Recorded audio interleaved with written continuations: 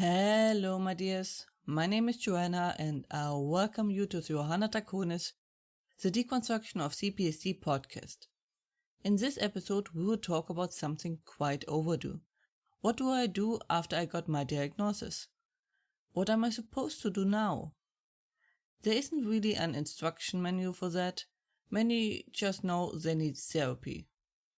After receiving the diagnosis, many are left clueless what to do next, which leaves them vulnerable and confused, which is why I wanted to talk about it. I have to admit I kinda jumped over this point, because it was a non-issue for me. I knew what I had to do, so I ran immediately into the problem that most people run into. I couldn't get into therapy. Even though I had the advantage that I knew what was wrong and what I needed, I didn't get any. I was long-term. Therefore, I didn't get a spot. I kept contacting centers until I contacted the university clinic. They agreed if I allowed a student to therapy me, which was fine with me as I knew I was quite knowledgeable and just needed pointers, which she provided. Sadly, most aren't as lucky as I was. It is hard to find someone who truly knows what to do with severe trauma, which leaves many just out of the loop and not knowing where to turn to. Doing nothing or worse fall prey to predators. I was surprised why my episode PTSD and its symptoms was in such high demand, until I realized how bigger the problem was than I thought, which changed my perspective and plans entirely. So let us get into the first steps. The first and most important step is to clear your schedule. Check everything you do and check if you really have to do it. I mean everything. There's a lot of things we do because we do them. We had so far no reason to stop doing them, but now you received a serious diagnosis, so it is now time to pull the whipcord. Now is the time for pragmatism.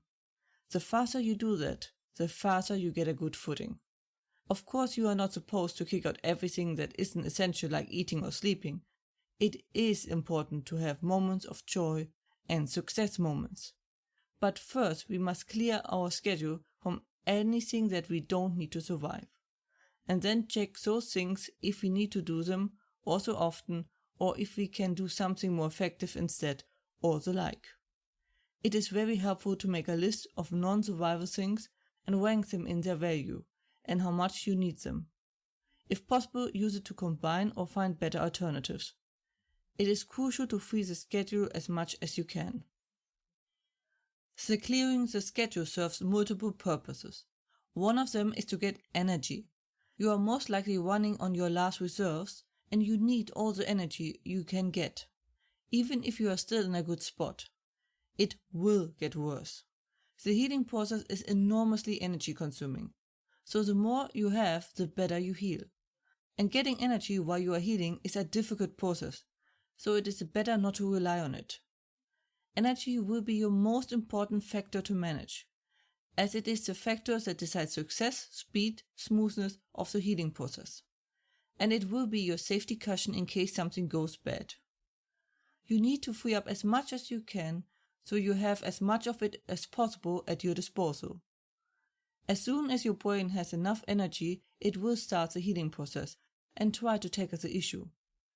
See the energy as your troops. Any knowledge you gain regarding the topic is their intel, and the more energy, the better they are equipped. So the more energy, the more likely their success and the smoother it will be. Second step is to cut out all potential threats, at least for now. It is unwise to keep ignoring your triggers and the like, but at the start, when you have no idea what is going on, it is better to cut them out of your life. That can be people, media, books, areas, cars, anything really. Regarding people, I just want to say, just because you cut them out for now, doesn't mean you can't rekindle or you continue your relationship with them. It is important to create a safe zone, as in a zone where you are safe from threats and the like to your mental health. It is important to note that this zone is meant as temporary shelter. If you try to stay in the safe zone, it will get over time smaller and smaller.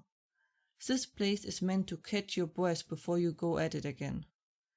This is just to counter your strong vulnerability due to this illness. Last, but not least, step is to get help. That doesn't just refer to professional help. This can be a chat group you're regularly in or a gaming group you play with. Anything really that helps your situation. Getting help is a great thing. I know for many this will hardly be their reality, but see if there isn't a way you can get help besides a therapist. Be it books, groups, self-help, whatever, or the like. Every bit that helps is a good thing, but be careful that there aren't any strings attached. You belong now to a vulnerable target group, which means you are getting preyed upon. So be very careful. Good friends are always a wonderful thing, but especially now they can be invaluable. Otherwise, I can only recommend pets. Carefully though with accepting help that has an unknown price. The vulnerable and desperate ones have always been the main target for vultures. Be careful, watch yourself, and take very good care of yourself. That was it for today's episode. Hope you're all safe and well. As usual, if you have any questions or feedback and the like, please let me know at contactme@johannadakonis.com. More information and transcript you can find as usually under johannadakonis.com/podcast. Information regarding therapy you can find under johannadakonis.com/therapy, and links are in the description. I hope to see you next time, watch yourselves, and have a wonderful time.